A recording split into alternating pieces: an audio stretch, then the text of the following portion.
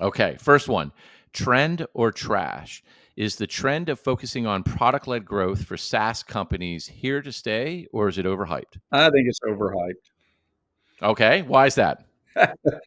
Well, I mean, every market's different and customers buy differently in every market. And yes, we would all love to not have sales guys and just produce a big product, a great product, and it just flies off the shelves. And that works in some very specific markets. But there are a lot of markets where the sales guy who, I asked the question, what's the role of sales?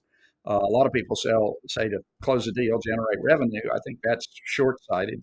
The way I position sales is the job of sales is to maximize the perceived value that the customer would get from your product. And so there's just showing a demo or whatever doesn't maximize the perceived value. You got to know something about the customer. You got to know something about the environment to maximize that perceived value. But that's what we want our salespeople to do. We don't want them just to close a deal.